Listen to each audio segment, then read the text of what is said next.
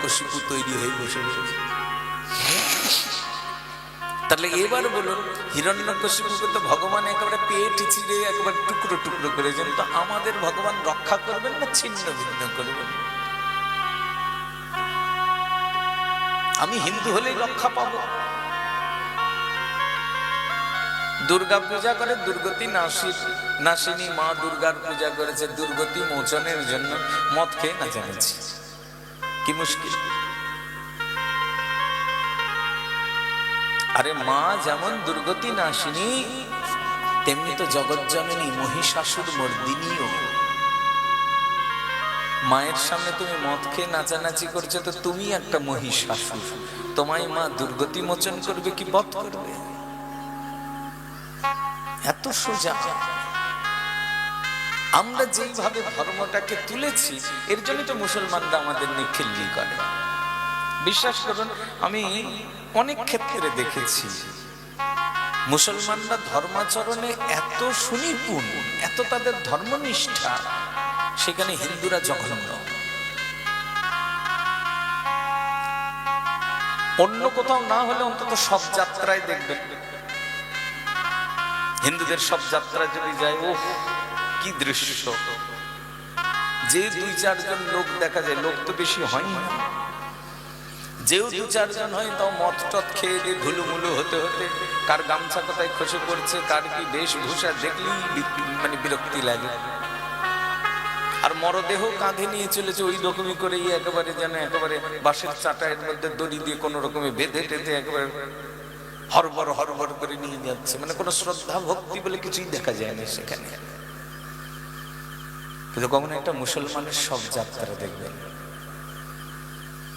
মুসলমান একেবারে দলে দলে, ওই এলাকার সব মুসলমান আসবে ওই সব যাত্রায়, জানাজার নামাজে সবাই শরীক হবেন, নামাজ পড়বেন, ঈশ্বরের কাছে প্রার্থনা করবেন সেই মৃত ব্যক্তির আত্মার সদ্গতির জন্য।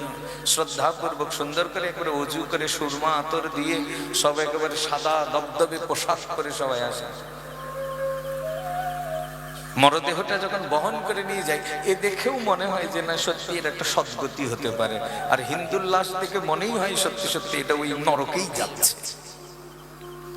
এই জন্য হিন্দু মৌলবীরা বলে এগুলো দোজকের খড়ি, সব লাকড়ি, সব দোজকে যায়। হিন্দু মানে কাফের, কাফের মানে দোজকে যায়। দেখে মনে হয় বাস্তবিকতা। বলবে না কেন? আমরা তো নিজেরাই নিজেদের ধর্মটাকে খিল্লি করে দিয়েছি সবার সামনে। পূজার নামে মদ খেয়ে মাতাল হয়ে নাচানাচি, যা খুশি তাই। কে কি করেছে ঠিক নাই। তো মুসলমান তা দেখে তো বলবে তোদের কি পূজা? পূজা মানে মদ খাওয়া। মদ খাওয়া কোথাকার পূজা? এখন তো সোশ্যাল মিডিয়ার যুগ, মিডিয়াতে সবাই সবকিছু দেখতে পায়। আগে তাও তো এত কিছু দেখতে পেত না। এখন তো সবাই সব ফেসবুকে সব ছেড়ে দিচ্ছে, সবকিছু সব জায়গায় চলে যাচ্ছে, সবাই তো দেখতে পাচ্ছে কে কি করছে না করছে, কোনটা প্রচার হচ্ছে না। তাহলে আমাদের ধর্মটাকে খিল্লি বানালো কে? আমরা। তাহলে আমাদের ধর্মের রক্ষা কি করে সম্ভব? খুব মুশকিল। এই জন্য আপনারা যে কজন অন্তত ভাগবত শুনতে এসেছেন, আপনারা নিজেরাও যেমন সংস্কৃত হবেন, চেষ্টা করুন না।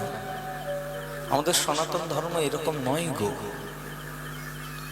আমাদের সনাতন ধর্ম সারা পৃথিবীর মধ্যে সব থেকে সুন্দর, সব থেকে সেরা ধর্ম, যা স্বয়ং স্রষ্টা কর্তৃক প্রতিষ্ঠিত ধর্ম বিশ্বে। কারণ যখন সনাতন ধর্মের প্রাদুর্ভাব হয়েছে, মুসলমান খ্রিস্টানদের জন্ম হয়নি তো, তখন হয়েছে। খ্রিস্টান ধর্মের প্রাদুর্ভাব কত বছর আগে হয়েছে? আজ 2024 সাল চলছে। যীশু খ্রিস্টের জন্ম যে বছর হয়েছে সেটাই ইংরেজি 1 সাল, যেটা 2024, মানে আজ থেকে 2024 বছর আগে খ্রিস্ট ধর্ম, তাই তো? মুসলমান ধর্ম যীশু খ্রিস্টের জন্মের 570 বছর পর হযরত মুহাম্মদ জন্মগ্রহণ করেছেন। 570 খ্রিস্টাব্দে, 570 খ্রিস্টাব্দে তিনি জন্মে 40 বছর বয়সে তিনি নবী হয়েছেন। তারপর তার ধর্ম প্রচার হয়েছে 40 বছর। 570 সঙ্গে 40 যোগ করলে 610। 610-এ তিনি ইসলাম ধর্ম প্রচার করেন মক্কায়। মদিনা থেকে মক্কা বিজয় করলেন, করে মক্কাতে ইসলাম ধর্ম প্রতিষ্ঠা করলেন। তার জীবনে তিনি মক্কার বাইরে আসতে পারেন নাই। মুসলমান ধর্ম পরবর্তীতে খলিফারা প্রচার করেছেন। ইসলামের সর্বশেষ খলিফা হযরত ওমর পর্যন্ত ভারতবর্ষে আসতে পারেন নাই। ভারতবর্ষে মুসলমানরা আগে কয়েকজন এসেছেন, কিন্তু কেউ ধর্ম প্রচার বা উপনিবেশ স্থাপন করেন নাই, লুটপাট করে নিয়ে যেতেন। আপনারা ইতিহাস পড়লে জানবেন, এক গজনীর সুলতান মাহমুদ 17 বার সোমনাথ মন্দির লুট করেছেন, ইতিহাসে আছে। এরা কেউ ধর্ম প্রচার করেনি, ভারতবর্ষ থেকে ধন সম্পদ লুট করে নিয়ে যেতেন। প্রথম ভারতে মুসলমান উপনিবেশ স্থাপনের জন্য যিনি আসেন, ইনি বখতিয়ার খিলজি, ইখতিয়ার উদ্দিন মোহাম্মদ বিন বখতিয়ার খিলজি। 1205 খ্রিস্টাব্দে। 1205 মানে ক বছর হলো? 819 বছর, তাই না?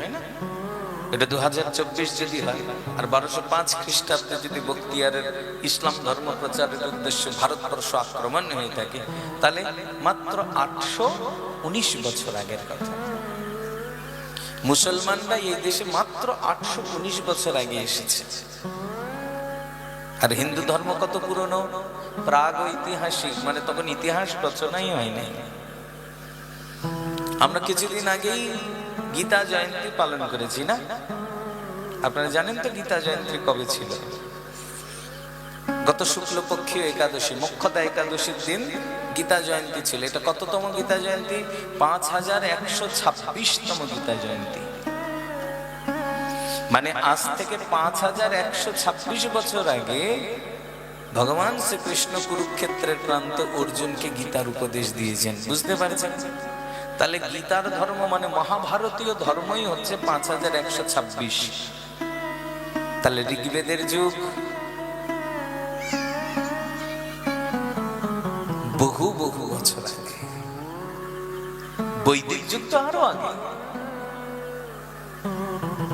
তাহলে এই সনাতন ধর্ম কে প্রচার করেছেন প্রথম? নাম জানেন? আমরা জানবো না কেন? কারণ সনাতন ধর্ম অপৌরুষেয়, কোন পার্থিব পুরুষ সনাতন ধর্ম প্রচার করেনি। সাক্ষাৎ সত্য সনাতন ভগবান এই ধর্মকে প্রতিষ্ঠা করেন, তাই না? গীতাতে তিনি বলেছেন, আমি সনাতন ধর্মের রক্ষক, চালক, বাহক। তাহলে যে ধর্ম সাক্ষাৎ সত্য সনাতন প্রভু কর্তৃক প্রচারিত, সেটা কোনটা? আমাদের সনাতন হিন্দু ধর্ম। আর প্রভু কৃপা করে আমাদের সেই ধর্মে জন্ম দিয়েছেন। এটা আমাদের কত বড় পাওয়া, অনেক বড় প্রাপ্তি, বিরাট বড় প্রাপ্তি।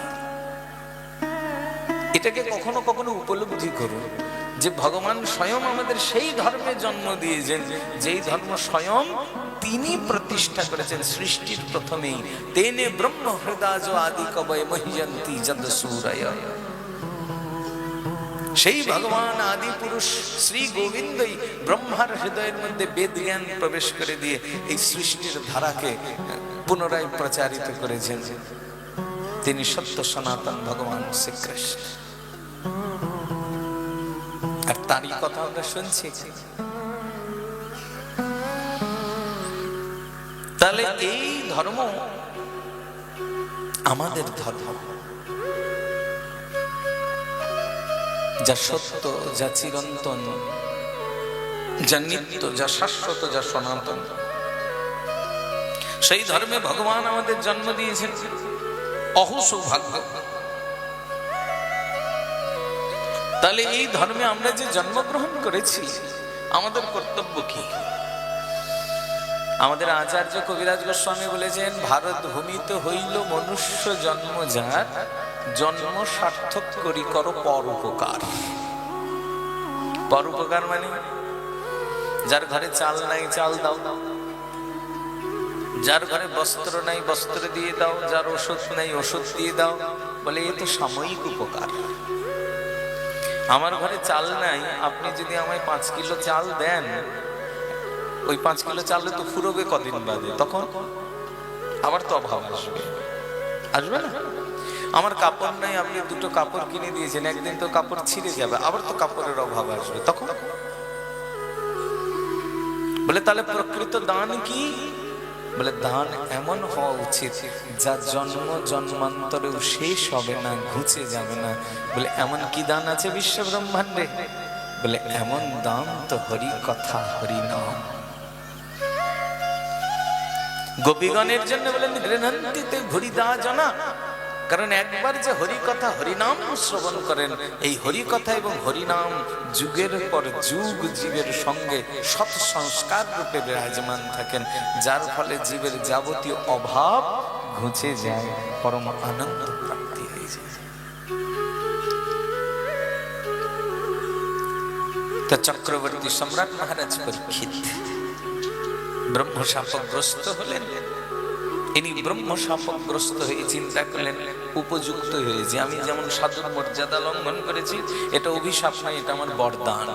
সাধু কৃপা করলেন। কি কৃপা? এতদিন আমি বিষয়ের কীট ছিলাম, অন্তত জীবনের শেষ 7টা দিন মায়ের গর্ভে শুয়ে শুয়ে যাকে দেখেছি তাকে খুঁজবার অবকাশ পাবো। তো ভগবানকে খুঁজতে যাবেন কোথায়? ভগবানের চরণামৃতেই আসুক, গঙ্গার তট, তাই এসেছেন। গঙ্গা ভগবানের চরণের সঙ্গে সম্পর্ক যুক্ত, তাই না? তাই গঙ্গাকে জিজ্ঞাসা করলে, চরণামৃতকে জিজ্ঞাসা করলে তো জানতে পারা যাবে না যে চরণটা কোথায় আছে। তাই ভগবত চরণামৃত সাক্ষাৎ ভগবতী গঙ্গার তটে এসে আসীন হলেন। মুনীন্দ্র দেবেন্দ্র বৃন্দ ছুটে এলেন, মহারাজ পরীক্ষিত বন্দনা করলেন। অহোভাগ্য, সচরাচর অভিশপ্ত লোককে কেউ দেখতে আসে না। আমি ব্রাহ্মণের চরণে অপরাধ করেছি, তারপরেও আপনারা আমায় দেখতে এসেছেন, তাও মরণকালে। আপনাদের মতন সাধুদের সঙ্গ আমার জীবনে মৃত্যুকালে হচ্ছে, এটা আমার জীবনে অমোঘ পাওয়া। বোধ হয় আমার পূর্বজ পাণ্ডবেরা অনেক অনেক সাধুদের সেবা করেছিল, তার ফলস্বরূপ আমার মরণকালে আপনাদের মতন সাধুদের দর্শন হয়ে যাচ্ছে। সাধুদের মহারাজ পরীক্ষিত জিজ্ঞাসা করলেন পরম কল্যাণের কথা। তো এক এক সাধু এক এক কথা বললেন। কেউ বললেন মহারাজ পরীক্ষিত আপনি যজ্ঞ করুন, কেউ বলছেন দান করুন, কেউ বলছেন ব্রত করুন, কেউ বলছেন তীর্থ পর্যটন করুন, কেউ বলছেন তাবিজ কবচ ধারণ করুন। রাজা পরীক্ষিতের মাথা গোল গোল হয়ে যাচ্ছে। না, যাও বা 7 দিন বাঁচতাম, তাও বোধহয় বাঁচা হয় না। কারণ কোন ঋষির কথা শুনবো আর কোন ঋষি আবার খেপে গিয়ে আর একটা অভিশাপ দিয়ে দেবে, কি হবে তার? ঠিক এই সময় দিগমণ্ডল উদ্ভাসিত করে উদীয়মান সূর্যের মতন প্রভাব বিস্তার করে সেই সভা আলোকিত করে এলেন কে? আজন্ম সন্ন্যাসী পরমহংস চূড়ামণি বেদব্যাস নন্দন বাদরায়ণী শ্রীল শ্রী সুখদেব গোস্বামী চরণ। বলিए सुखदेव गोस्वामी चरण की जय हो। सुखदेव जी आशा मात्रই मुनि ऋषिरा उठे दाঁড়িয়ে তাকে প্রণাম করতে শুরু করলেন। সুখদেব জি বলছেন, এ তো ভারী বিপর্যয়ের কথা ঋষিগণ। আপনারা সবাই বয়োজ্যেষ্ঠ ঋষি, দাড়ি পেকে গেছে, চুল পেকে গেছে সবার, আর আমি তো 12 বর্ষীয় বালক মাত্র। আমাদের ভারতীয় পরম্পরা গুরুজনরা আশীর্বাদ দেবে, আর যারা বয়সে ছোট তারা প্রণাম করবে। আপনারা আমায় প্রণাম করছেন কেন? এটা পরম্পরার বিরোধ। শৌনকাদি ঋষি বলছেন, হে